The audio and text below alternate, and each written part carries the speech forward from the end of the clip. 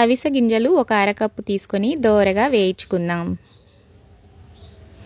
ఇవి వేగాయని ఎలా తెలుస్తుందంటే ఇవి చిటపటలాడుతూ వాసన వస్తుందండి. అలా వచ్చినప్పుడు ప్లేట్లోకి తీసేసుకుందాం.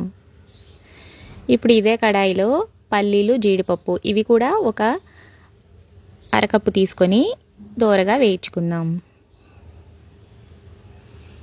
ఇవి కూడా ఒక ప్లేట్లోకి తీసేసుకొని ఫ్లేవర్ కోసం ఒక 3 ఇలాచీలు, చిన్న ఇంచు కొబ్బరి ముక్క వేసుకొని చల్లారనిద్దాం. ఇది చల్లారింది కదా, మిక్సీలో వేసుకొని ఒకసారి గ్రైండ్ చేసుకుందాం.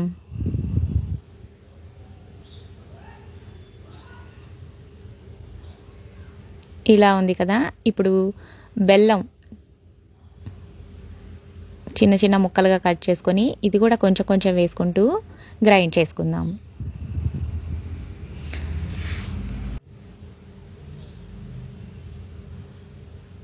చాలా ఈజీ ప్రాసెస్ అండి. చూడండి గ్రైండ్ అయిపోయింది కదా, దీన్ని ఒక ప్లేట్లోకి తీసేసుకుందాం. 1 స్పూన్ నువ్వులు వేసుకుందాం. ఇవి వేయించినవేనండి. ఇవి నోటికి తగులుతూ కొబ్బరి, చాలా హెల్దీ లడ్డు. పిల్లలకైనా పెద్దలకైనా చాలా హెల్దీ లడ్డు అండి. ఇది చాలా ఇష్టంగా తింటారు. ఒక 3 స్పూన్ల నెయ్యి వేసుకొని లడ్డూలా చుట్టేసుకుందాం. చాలా ఈజీ ప్రాసెస్ కూడా. ఒకసారి ఇలా చేసి పెట్టండి. అవిసె గింజలు చాలా మంచిది ఆరోగ్యానికి. అలా అని ఎక్కువ తీసుకోకూడదండి.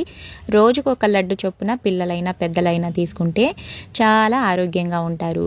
ఇప్పుడు వచ్చేది కొంచెం మాన్సూన్ సీజన్ కాబట్టి పిల్లలకి హెల్దీగా ఉండడానికి, డిసీజెస్ రాకుండా ఇలా రోజుకొకటి చేసి పెట్టండి.